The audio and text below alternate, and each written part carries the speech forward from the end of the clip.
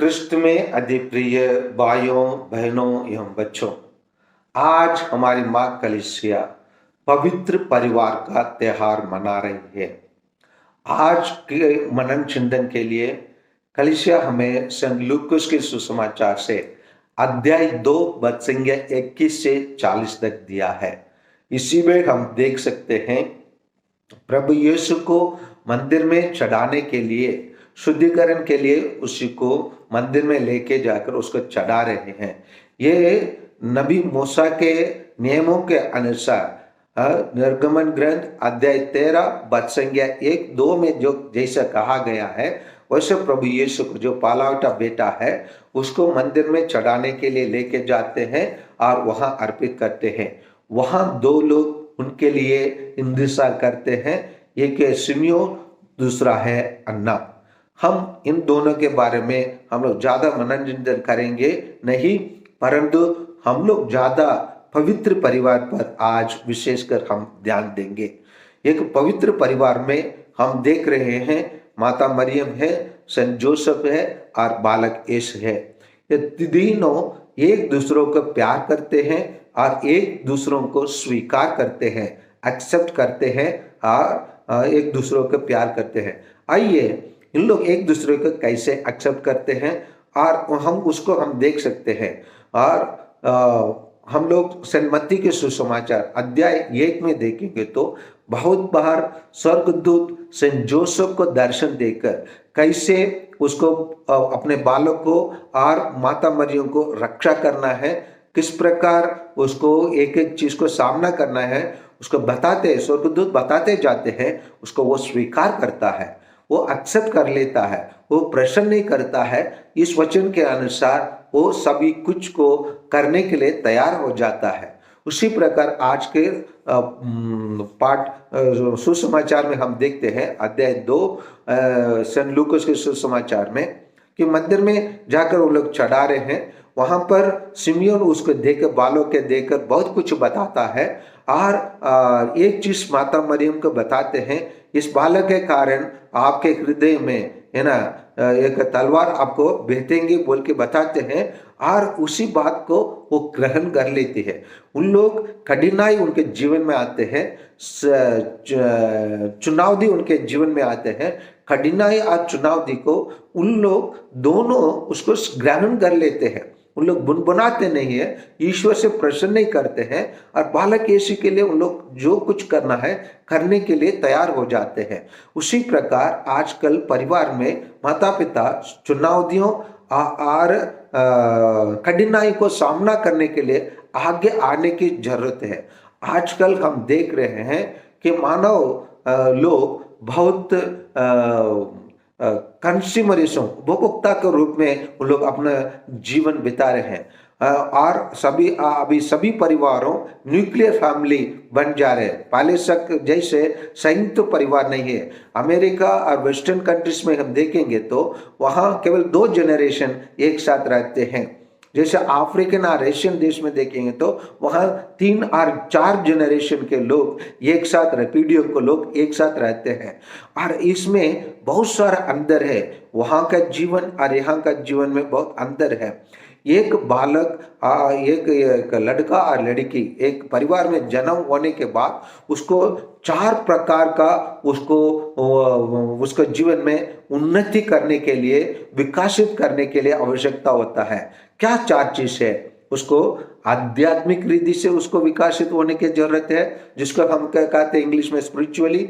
उसको शारीरिक रूप से विकसित होने की आवश्यकता है, जिसको हम इंग्लिश में कहते हैं फिजिकली।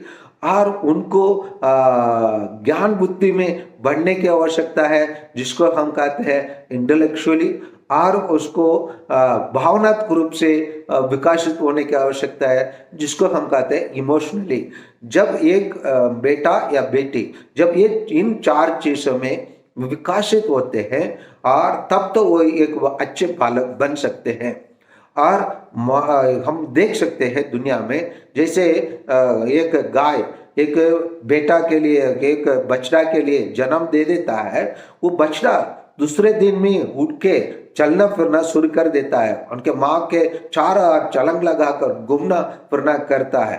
लेकिन ऐसे एक बालक नहीं है। बालक मायने ले लेते हैं, वर्षों ले लेते हैं पूर्ण रूप से परिपक्व होने के लिए, मैच्योरिटी पाने के लिए। उसको हम प्रभु यीशु में भी हम देख सकते हैं। प्रभु यीशु धीरे धीरे बढ़ते हैं। इसीलिए जब यरूशलेम मंदिर में वो खोया जाते हैं, तब माता मरियम और सेंट जोसेफ उससे प्रश्न करते हैं, बेटा आप क्यों हमारे साथ ऐसे किया? तब प्रभु यीशु यही बताते हैं, मुझे खोजने की क्या जरूरत है? क्या आप लोग नहीं जानते हैं क्या मैं अपने पिता के घर में नहीं होंगे? तो मेरे घर पिता के घर में रहना मेरे लिए आवश्यकता है, इसको आप लोग नहीं जानते। वहां प्रभु यीशु अपने आध्यात्मिक विकास और बुद्धिमत्ता का विकास को सही तरीका से प्रस्तुत करते हैं, अपने माँ बाप को बताते हैं। इसी प्रकार हर माता पिता अपने बाल बच्चों को ये 4 चीजों में विकसित करने की आवश्यकता है और विकसित होने का वातावरण पैदा करने की आवश्यकता है। ये सभी चीजों जब होंगे तब एक परिवार पूर्ण परिवार होंगे। पूर्ण परिवार में एक दूसरे को प्यार करने की आवश्यकता है, एक दूसरे को स्वीकार करने की आवश्यकता है। हम इसी को माता मरियम और सेंट जोसेफ में देख सकते हैं। माता मरियम सेंट जोसेफ जो भी ईश्वर ने बताया उन लोग स्वीकार किया, ग्रहण किया, और जो भी प्रभु यीशु ने उनके साथ बताया उसको भी उन लोग एक्सेप्ट किए, ग्रहण किए। बालक यीशु को नहीं डांटे, अरे कैसे तुम बोल रहे हो, मेरा पिता के घर में मेरे को रहना है, कैसे आप लोग नहीं जानते? बोलने के टाइम पर कौन आपका पिता है? यही आपका पिता यहाँ पर खड़े है, उसके छोड़ के आपका पिता कौन हो सकते हैं? वो लोग बोल सकते थे, लेकिन उन लोग ईश्वर की योजना को भी जानते हैं और बालक यीशु जो कहता है उसी को भी वो लोग स्वीकार करते हैं। इसी प्रकार एक दूसरे को स्वीकार करने की आवश्यकता है। और हम इस चीज को हम देख भी सकते हैं, जब माता मरियम को प्रभु यीशु ने, जब प्रभु यीशु के क्रूस के नीचे माता मरियम खड़ी रही, वहां पर प्रभु यीशु सेंट यूहन्ना को दिखाकर बता रहे हैं, यही है आपके पुत्र। और तो उसी टाइम पर प्रभु यीशु माता मरियम प्रश्न कर सकती थी, कैसे आप कौन सा महान पुत्र है, उसके स्थान पर आप यूहन्ना को मेरे को दे रहे क्या? ऐसे माता मरियम जरूर प्रश्न कर सकती थी, लेकिन माता मरियम ऐसे प्रश्न नहीं किया, क्योंकि माता मरियम ईश्वर की योजना को स्वीकार किया, एक्सेप्ट किया और ईश्वर की योजना को करने के लिए तत्पर रहे और ईश्वर की योजना को वो प्यार किए। और इसी के कारण माता मरियम एक अच्छे माँ के भूमिका निभाई। आज भी माता मरियम हमारे लिए ईश्वर की योजना को पूरा करने के लिए तत्पर रहती है और इसीलिए बीच बीच में अपने दर्शन देकर कलीसिया को बुलावा देती है, अपने बेटे के इच्छा के अनुसार जीवन बिताने के लिए लोगों को बुलाती है। और इसी चीज को पोप पॉल छठवीं कहते हैं, एक परिवार अच्छे से रहने के लिए रोसरी माला बोलना चाहिए। कभी कभी रोसरी माला को हमारे सब प्रोटेस्टेंट भाई लोग समझ लेते हैं उसमें कुछ नहीं है। वास्तव में रोसरी में पूरा बाइबल विद्यमान है, बाइबल का रहस्य उसमें विद्यमान है। और जब हम मनन चिंतन करेंगे, हम लोग एक अच्छा परिवार का जीवन बिता सकते हैं। एक अच्छा परिवार के जीवन बिताने के बारे में सेंट अल्फोंस लिगोरी कहते हैं, इंग्लिश में कहते हैं, the family that praise together stage together. मतलब जो परिवार एक साथ प्रार्थना करते हैं उन लोग एक साथ रहते हैं।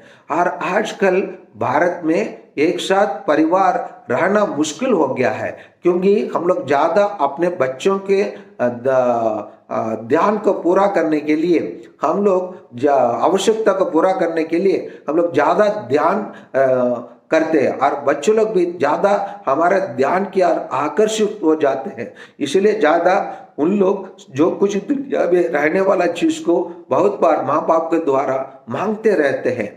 इसीलिए एक बच्चों का सर्वांगीण विकास नहीं हो रहा है। एक बच्चों का सर्वांगीण विकास होने के लिए उसका आध्यात्मिक भोजन की आवश्यकता है और शारीरिक भोजन की आवश्यकता है और ज्ञान बुद्धि की आवश्यकता है और भावनात्मक रूप से उसको रास्ता दिखाने की आवश्यकता है। इन सभी चीजों में जब एक पुत्र और पुत्री विकसित होता है, तब तो एक परिवार में अच्छा बनावट रहता है, एक पवित्र परिवार बन सकते हैं। एक पवित्र परिवार बनने के लिए हम लोग माता मरियम और सेंट जोसेफ जैसे बनने की आवश्यकता है। जब जब माता मरियम और सेंट जोसेफ जैसे हम नहीं बनेंगे, हमारा परिवार बिगड़ जाती है, हमारा परिवार गलत रास्ते में चले जाते हैं। आजकल के बच्चों को हम लोग सही मार्ग दिखाने का एक चुनाव दिए। ये जिस प्रकार माता मरियम चुनौती का सामना किए ईश्वर के द्वारा और समाज के द्वारा, उनके सामने रखा हुआ चुनौतियों को और कठिनाइयों को सामना करके वो लोग बाहर निकले, उसी प्रकार हम लोग भी अपने जीवन में कठिनाई को और चुनौतियों को सामना करने की अति आवश्यकता है। आजकल के वातावरण में, क्योंकि जहाँ मटेरियलिज्म, जहाँ बहुत सारे सब लोग अपने घर में बाल बच्चे के अलावा उन लोग के घर में बाल बच्चे के रूप में फ्रिज रखना पसंद करते हैं, गाड़ियाँ रखना पसंद करते हैं, एंड्रॉयड मोबाइल रखना पसंद करते हैं और बहुत बड़ा बड़ा घर बनाने का आवश्यकता महसूस करते हैं। यही सब उन लोग अपने बाल बच्चे के रूप में रखना चाहते हैं। लेकिन असली दौलत और असली इनाम जो ईश्वर हम प्रत्येक जन के लिए देना चाहता है और प्रत्येक परिवार में देना चाहता है, वह है बाल बच्चे और उनके द्वारा आशीष। इसीलिए हम लोग कभी कभी सोचते हैं कि हमारे परिवार में एक ही बालक है और उसी को हम कैसे ईश्वर के लिए अर्पित करेंगे। करना पड़ेगा, क्योंकि अगर हम ईसाई हो तो जैसे माता मरियम सेंट जोसेफ अपने एकलौते पुत्र को ये दुनिया की उन्नति के लिए, दुनिया की मुक्ति के लिए उनको अर्पित किया, उसी प्रकार हर एक परिवार अगर भले एक बेटा और दो बेटे रहेंगे, उसमें एक को ईश्वर के लिए अर्पित करने की अति आवश्यकता है। एक बार मैं एक चीज को अपने सेमिनारी में देखा। एक बार एक सेमिनारी में एक माँ आकर उसके इकलौते बेटा को ईश्वर के लिए फादर बनने के लिए भेजने के लिए आ गए थे। फादर रेक्टर ने उनसे प्रश्न किया, आप अपने इकलौते बेटा को कैसे अर्पित करने के लिए आ गए? उसका घर वापस लेके जाइए, क्योंकि वो आपका ही एकमात्र पुत्र है। तुरंत वो माँ ने उत्तर दिया, अगर माता मरियम और सेंट जोसेफ अपने इकलौते पुत्र को अर्पित कर सकते हैं, तो मैं क्यों अपने बेटे को ईश्वर के लिए अर्पित क्यों नहीं कर सकती हूँ? बोल के वो प्रश्न करके उस बेटा को फादर बनने के लिए भेज दिया।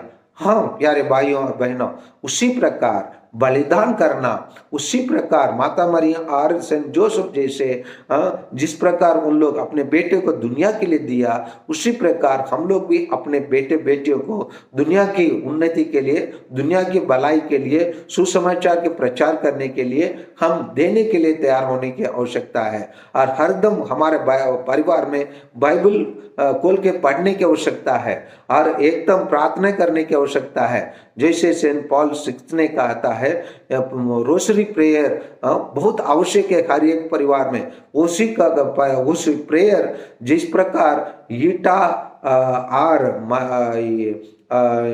जब हम दीवार बनाते हैं, ईटा के बीच में रहने वाला पानी और सीमेंट को मजबूत करने के लिए जैसे मसाले के रूप में काम करता है, वैसे माँ बाप और बाल बच्चों के बीच में हमारी प्रार्थना मसाले के रूप में काम कर उस परिवार को मजबूत बना देता है। प्रार्थना है एक यूनाइटिंग पॉइंट, एक एकत्र करने वाला का साधन। इसलिए हम लोग प्रार्थना में लगे रहना चाहिए और ज्ञान और अधिक ज्ञान प्राप्त करना चाहिए बाइबल पढ़ के।